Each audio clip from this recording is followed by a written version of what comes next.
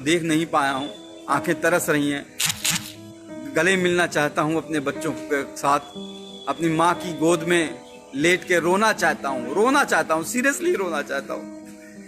तब जिस तरह से जिंदगी कर दी है, अपने ही बच्चों को से दूर कर दिया है। एक बार उनसे मिलना चाहता हूँ, एक बार माँ की गोद में लेट के सोना चाहता हूँ, सुकून की नींद सोना चाहता हूँ। यार पता है जेल मतलब 5 दिन तक मुझे खाना तक नहीं दिया गया।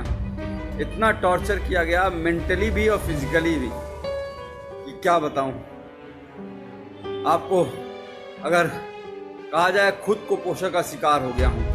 पैर दिखोगे कभी तो जो लोग ये सोचते हैं कि बार बार जेल में डाल के, मार के, पीट के, तोड़ के, यहाँ मारो, उल्टा पटला रात को डंडे से मारो, कान लाल कर दो एकदम पूरी तरह से, पैर पे मारो। भाई पे गोली मारी गई थी, आपको याद होगा शायद, वहाँ पे जहाँ पे चीफ मिनिस्टर खुद मौजूद रहते हैं, 500 मीटर दूरी पर। आज 3 साल होने जा रहे हैं उस बात, एक भी कोई गिरफ्तारी नहीं हुई, कोई चार्ज नहीं हुआ। बहरहाल आते हैं हम ये फिर भी उसके बाद जिस तरह से मुझे टॉर्चर किया गया, मुंबई एयरपोर्ट से पकड़ के 48 घंटे तक इंटरोगेट किया गया। एसटीएफ की टीम ने ऐसे ऐसे सवाल पूछे, अरे आपने तो कोई पाउडर बना लिया है जिससे करोड़ों इंडियन मर जाएंगे। मैंने कहा भैया मैं डॉक्टर हूँ बच्चों का। डेली न्यूज एंड अपडेट्स के लिए हमारे चैनल SRE न्यूज को सब्सक्राइब करें और बेल आइकन पर क्लिक करें फॉर द लेटेस्ट अपडेट्स।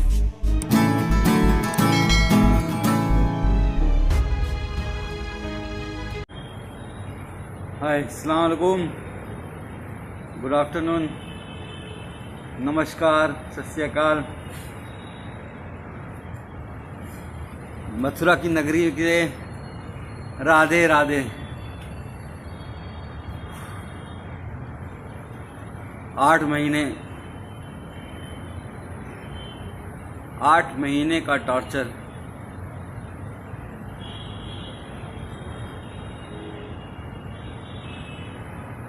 तो सबसे पहले आप सब लोगों का 138 करोड़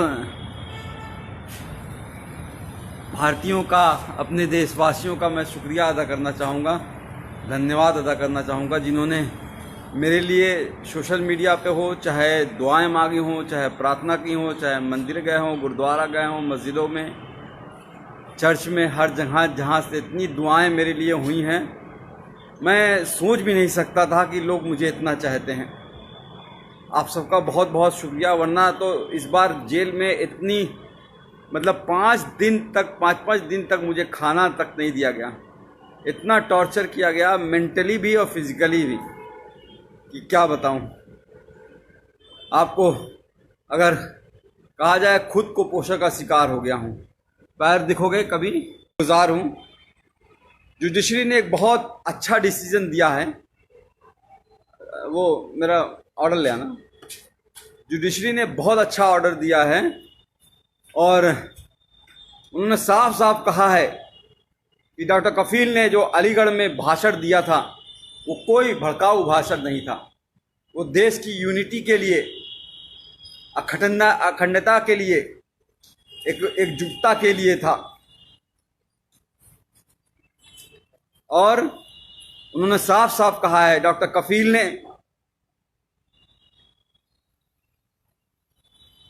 हेल्थ पे बात की है, एम्प्लॉयमेंट पे बात की है, एजुकेशन पे बात की है, रोटी कपड़ा मकान पे बात की है। हाँ ज़रूर NTCA के खिलाफ बोला है, NRC के खिलाफ बोला है, पर यह भी कहा है कि जो भी प्रोटेस्ट हो, गांधी जी के अहिंसा के, सद्भावना के साथ होना चाहिए, कोई हिंसा नहीं होनी चाहिए। सबसे मिलकर, भाईचारे के साथ मिलकर सबको साथ आना चाहिए। फिर भी उसके बाद जिस तरह से मुझे टॉर्चर किया गया, मुंबई एयरपोर्ट से पकड़ के 48 घंटे तक इंटरोगेट किया गया। एसटीएफ की टीम ने ऐसे ऐसे सवाल पूछे, अरे आपने तो कोई पाउडर बना लिया है जिससे करोड़ों इंडियन मर जाएंगे। मैंने कहा भैया मैं डॉक्टर हूँ बच्चों का। मैंने कहा हाँ, पाकिस्तान क्यों नहीं बोल दिया? अरे जापान कैसे, इंडिया से बाहर कैसे जा सकता हूँ जब पासपोर्ट मेरा जुडिशरी के पास जमा है। तो एक तरह से बहुत टॉर्चर किया। फिर जेल में रह के, जेल में ऐसी जगह रखा जहां पे 150 कैदी थे। वो 9 महीने का बीआरडी ऑक्सीजन ट्रेजिडी के बाद जो 9 महीने का दर्द था, उसको उससे ज्यादा, उससे कई गुना, हजारों गुना ज्यादा पतली पानी की तरह दाल, कच्ची रोटियां, वही सुबह शाम खाना है। जीना था। उम्मीद थी कि आप लोगों से दोबारा मिल सकूंगा, मुखातिब हो सकूंगा, आप लोगों से बात कर सकूंगा, और आप सबकी दुआएं काम आई। आज आपके साथ हूं फिर से दोबारा।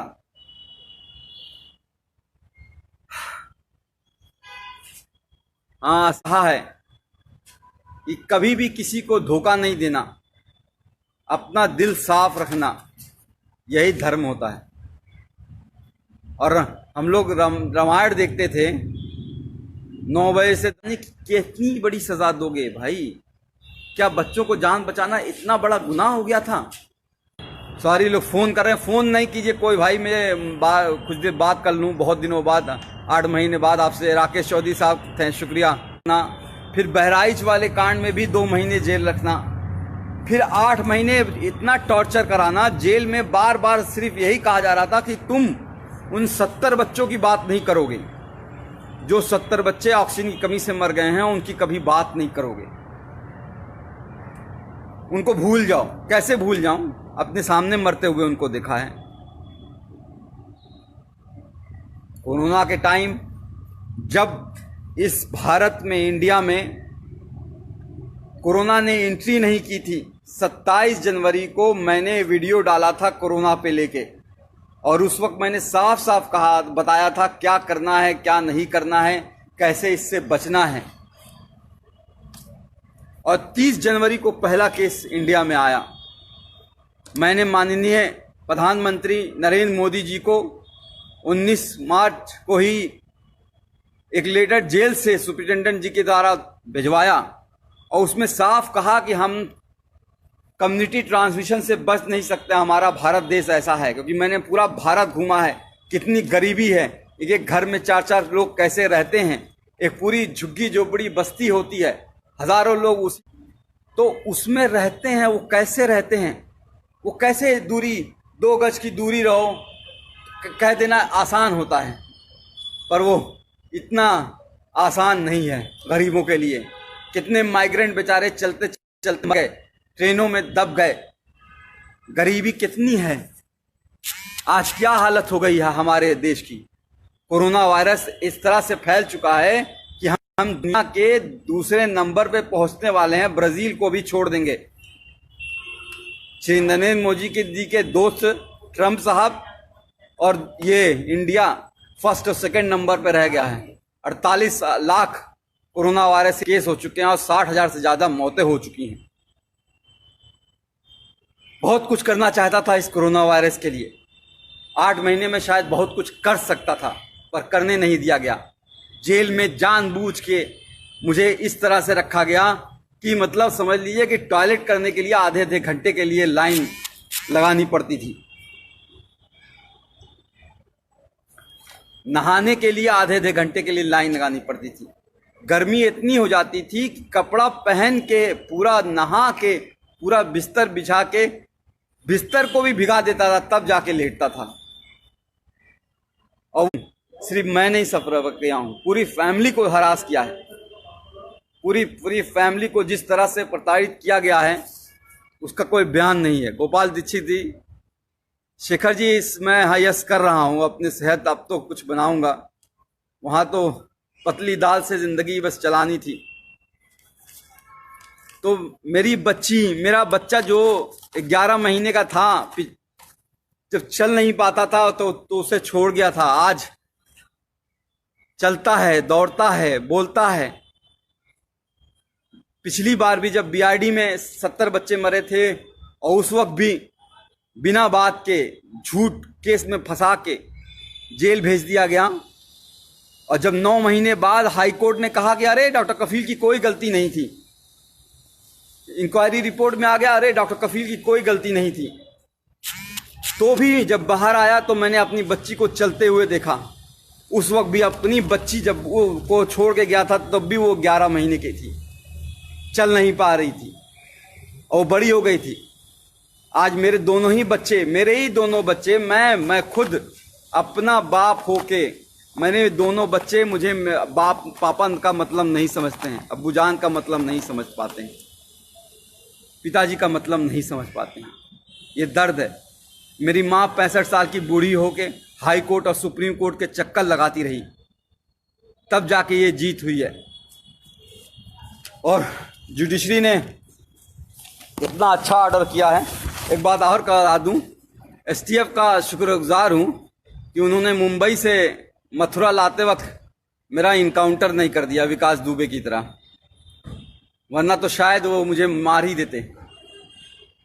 लोगों की आवाज़ को दबाना ही इनका काम है। बहरहाल ऑर्डर आपको पढ़ के सुनाना चाहूँगा। इतना गोविंद माथुर साहब ने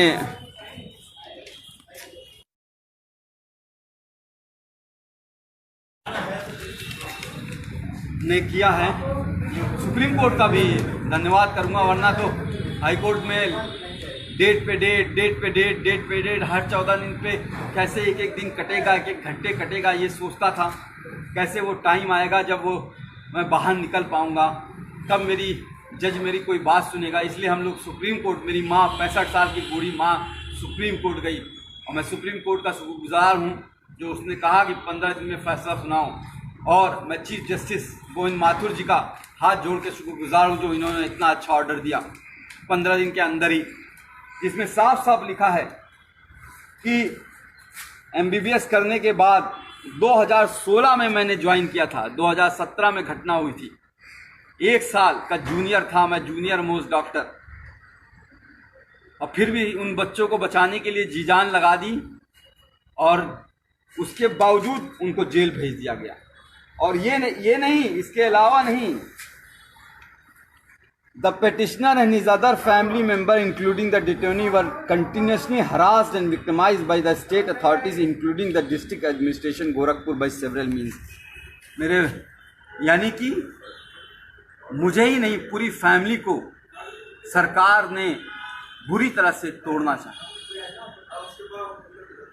मेरे भाई पे गोली मारी गई थी, आपको याद होगा शायद, वहाँ पे जहाँ पे चीफ मिनिस्टर खुद मौजूद रहते हैं 500 मीटर दूरी पर। आज 3 साल होने जा रहे हैं उस बात को, एक भी कोई गिरफ्तारी नहीं हुई, कोई चार्ज नहीं हुआ है। बहरहाल आते हैं हम एएमओ ने पूरी speech, the version of the speech, पूरी स्पीच लिखी है, एक एक लाइन लिखी है कि जो मैंने बोला है।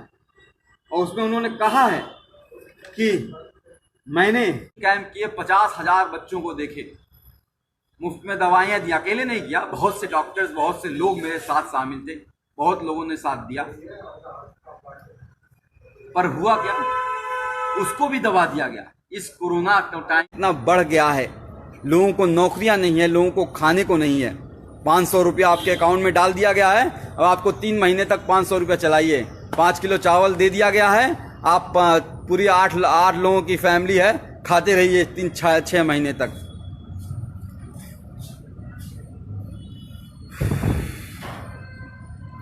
बात जो है रियल इशू पे होगी ही नहीं, एजुकेशन पे होगी ही नहीं, एम्प्लॉयमेंट पे होगी ही नहीं, हेल्थ पे होगी ही नहीं।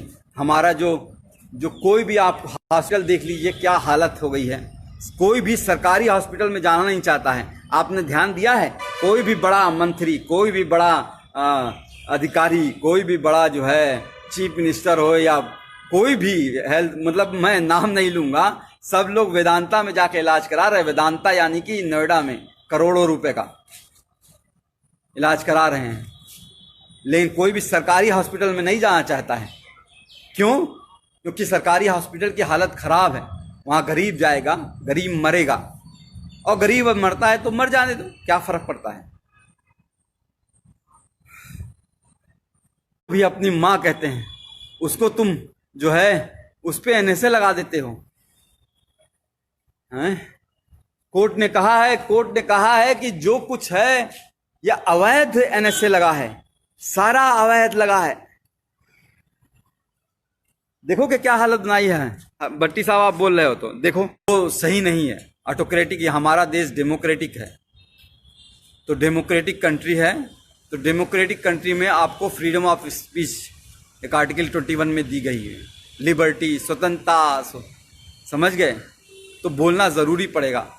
हम नहीं बोलेंगे, कुर्बानी देनी होगी, किसी ना किसी को कुर्बानी देनी होगी। मिला है, केरल के लोगों ने बहुत सहयोग किया हुआ है, पूरा साउथ ने, पूरा नॉर्थ ने, पूरा सेंट्रल ने, बिहार के लोगों ने जिस तरह से आंदोलन चलाया, पश्चिम बंगाल में जिस तरह से आंदोलन चला, असम में जिस तरह से आंदोलन चला। अब अभी हमारे कई भाई अभी बहुत जेल में हैं, उनके लिए हमें आवाज़ उठानी पड़ेगी। मैं बच्चों के साथ नहीं हूँ, चूँकि कल रात में पुलिस की घेराबंदी हो रही थी और कुछ और बातें हो रही थी जिसको हम डिस्कस नहीं कर सकते हैं, तो इस वजह से अभी बच्चे मेरे पास पहुँचे नहीं हैं।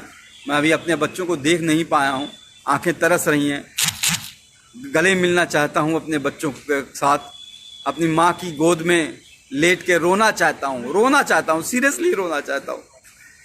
तब जिस तरह से जिंदगी कर दी है, अपने ही बच्चों को से दूर कर दिया है, एक बार उनसे मिलना चाहता हूँ, एक बार माँ की गोद में लेट के सोना चाहता हूँ, सुकून की नींद सोना चाहता हूँ। यार पता है जेल, उस पे ही हम लोगों को काम करना है कि हर गरीब को, 138 करोड़ भारतीयों को, देशवासियों को उनका अधिकार मिले। चाइना जो है घुसा जा रहा है देश के अंदर, इस तरह से नहीं। हमारे सैनिक पाकिस्तान की सरहदों पे मारे जा रहे हैं रोज, उस तरह से नहीं। सबको मुंहतोड़ जवाब देना है। 500 बेड का इनके फ्लाइटिस बेड का स्टार्ट करने वाला था उस वक्त डॉक्टर कफील खान मिशन इस्माइल फाउंडेशन के हिसाब, उससे फिर से कोशिश करूंगा स्टार्ट करूं।